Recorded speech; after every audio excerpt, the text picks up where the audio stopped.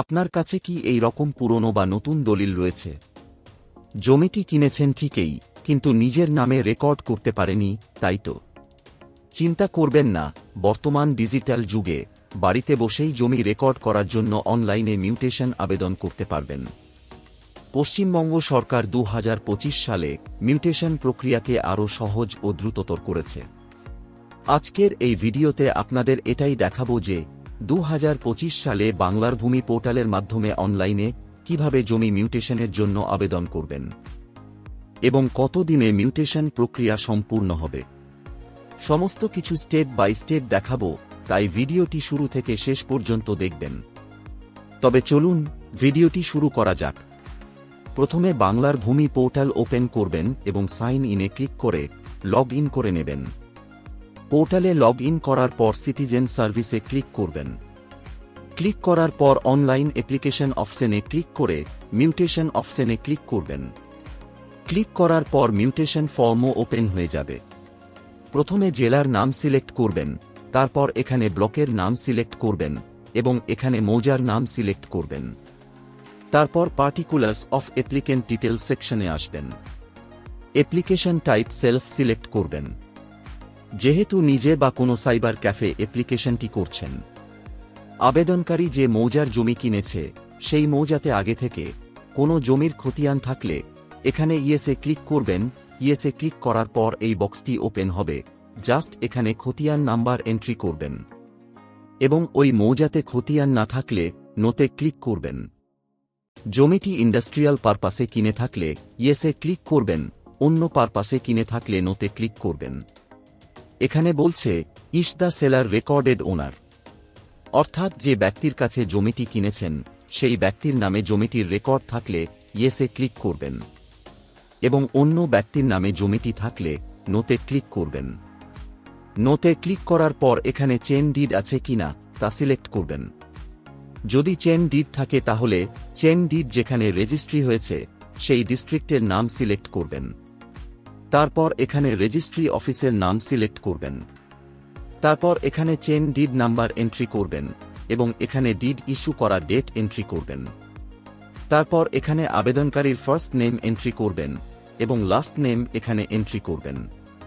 তারপর father's name বা husband name এখানে এন্ট্রি করবেন। অ্যাড্রেস লাইন 1-এ আবেদনকারী ওয়ার্ড বা গ্রামের নাম এন্ট্রি করবেন। অ্যাড্রেস লাইন 2-তে পোস্ট অফিসের নাম এন্ট্রি করবেন এবং অ্যাড্রেস লাইন 3-তে জেলার নাম এন্ট্রি করবেন। তারপর মোড অফ ট্রান্সফার বা সেল অপশনে সেল, গিফট, উইল বা এক্সচেঞ্জ অপশনে টিক মার্ক দেবেন আপনার দলিল অনুসারে। তারপর ডিস্ট্রিক্ট সিলেক্ট করবেন যেখানে দলিলটি রেজিস্ট্রি হয়েছে এবং এখানে রেজিস্ট্রি অফিস সিলেক্ট করবেন। তারপর এখানে ডিড নাম্বার বা দলিলের নাম্বার এন্ট্রি করবেন এবং দলিলের ইস্যু ডেট এখানে এন্ট্রি করবেন। দলিল রেজিস্ট্রি পাওয়ার অব অ্যাটর্নি দ্বারা হয়ে থাকলে ইয়েসে ক্লিক করবেন, না হলে নোতে ক্লিক করবেন। তারপর বায়ার ডিটেল সেকশনে আসবেন। অ্যাপ্লিকেশন টাইপ যদি সেলফ সিলেক্ট করে থাকেন তাহলে বায়ার ডিটেলস এখানে অটো ফিল হয়ে থাকবে। যদি application type power of attorney select করে থাকেন তাহলে বায়ার ডিটেলস এখানে ম্যানুয়ালি এন্ট্রি করতে হবে। তারপর এখানে বায়ার বা আবেদনকারীর সোশ্যাল ক্যাটাগরি সিলেক্ট করবেন। ক্যাটাগরি সিলেক্ট করার পর জেন্ডার সিলেক্ট করবেন। তারপর টেন্যান্ট টাইপ ব্যক্তি সিলেক্ট করবেন এবং এখানে রিলিজিয়ন সিলেক্ট করবেন। তারপর আবেদনকারীর আধার নাম্বার এখানে এন্ট্রি করবেন। আধার নাম্বার এন্ট্রি করার পর এখানে আধার রেজিস্টার মোবাইল নাম্বার বা ব্যাংকের সাথে থাকা রেজিস্টার মোবাইল নাম্বার এন্ট্রি করবেন। এন্ট্রি করার পর ট্যাব প্রেস করবেন। ট্যাব প্রেস করার পর মোবাইলে ওটিপি আসবে, ওটিপির ঘরে এন্ট্রি করবেন। তারপর এখানে ইমেল আইডি এন্ট্রি করবেন যদি থাকে। তারপর পার্টিকুলার্স অফ ট্রান্সফার ডিটেলস সেকশনে আসবেন। এখানে সেলার ডিটেলস এন্ট্রি করতে হবে, অর্থাৎ যে ব্যক্তি জমিটি বিক্রি করেছে। এখানে সেলারের ফার্স্ট নেম এন্ট্রি করবেন এবং এখানে লাস্ট নেম এন্ট্রি করবেন। তারপর এখানে সেলারের পিতা বা স্বামীর নাম এন্ট্রি করবেন। তারপর অ্যাড্রেস লাইন 1-এ ওয়ার্ড বা গ্রামের নাম এন্ট্রি করবেন। অ্যাড্রেস লাইন 2-তে পোস্ট অফিসের নাম এন্ট্রি করবেন এবং অ্যাড্রেস লাইন 3-তে থানা বা জেলার নাম এন্ট্রি করবেন। তারপর এখানে প্লট নাম্বার এন্ট্রি করবেন, সেলার যে প্লটটা বিক্রি করেছে। তারপর সেলারের খতিয়ান নাম্বার এখানে এন্ট্রি করবেন।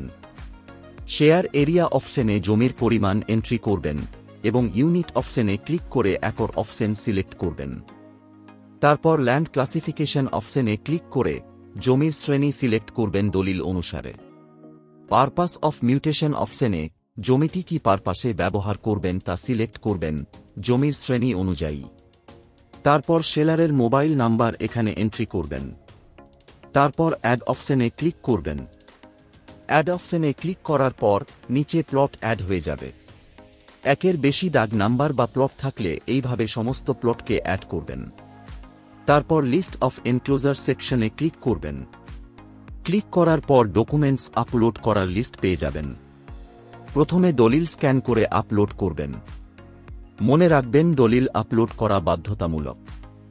2 উত্তরাধিকারের সূত্রে জমি মিউটেশন হলে উত্তরাধিকার শংসাপত্র আপলোড করবেন।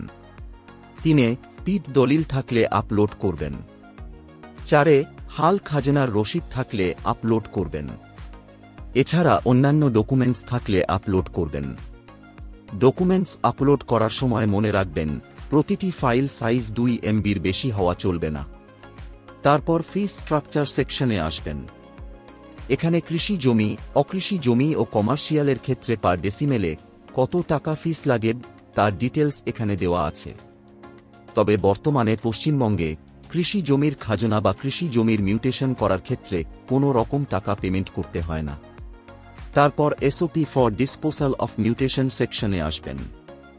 কত দিনে হিয়ারিং নোটিশ জারি হবে এবং কত দিনে মিউটেশন নিষ্পত্তি হবে এখানে তা দেওয়া আছে। সমস্ত ইনফরমেশন ভালো করে চেক করবেন এবং ক্যাপচা বক্সে ক্যাপচা এন্ট্রি করবেন। তারপর এখানে টিক মার্ক দিয়ে সাবমিট অপশনে ক্লিক করবেন। সাবমিটে ক্লিক করার সঙ্গে সঙ্গে application successfully receive for mutation message show হবে। জাস্ট ওকেতে ক্লিক করবেন এবং অ্যাপ্লিকেশন ফর্ম ও ডিক্লারেশন ফর্ম ডাউনলোড করে নেবেন। তারপর ফিস পেমেন্ট অপশনে ক্লিক করবেন। ফিস পেমেন্টে ক্লিক করার পর এই রকম ইন্টারফেস আসবে। এখানে রিকোয়েস্ট টাইপ মিউটেশন সিলেক্ট হয়ে থাকবে এবং এখানে অ্যাপ্লিকেশন নাম্বার এন্ট্রি হয়ে থাকবে। জাস্ট ক্যাপচা বক্সে ক্যাপচা এন্ট্রি করে ভিউ অপশনে ক্লিক করবেন। ক্লিক করার পর এখানে অ্যাপ্লিকেশন ফিস এবং প্রসেসিং ফিস শো হবে।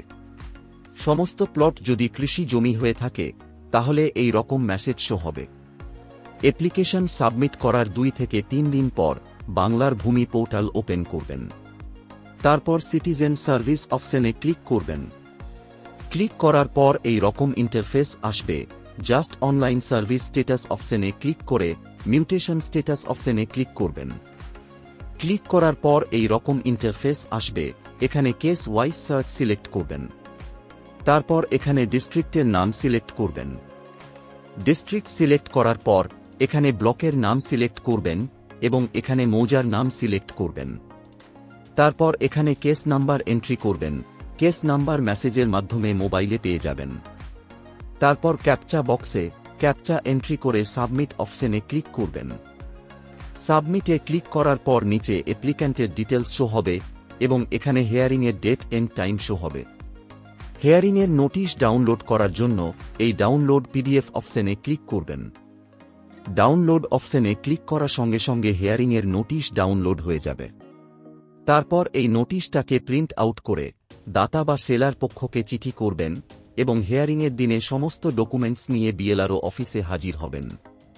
আশা করি এই ভিডিওটির মাধ্যমে আপনাদের অনলাইনে মিউটেশন আবেদন করার পদ্ধতি স্টেপ বাই স্টেপ বোঝাতে পেরেছি।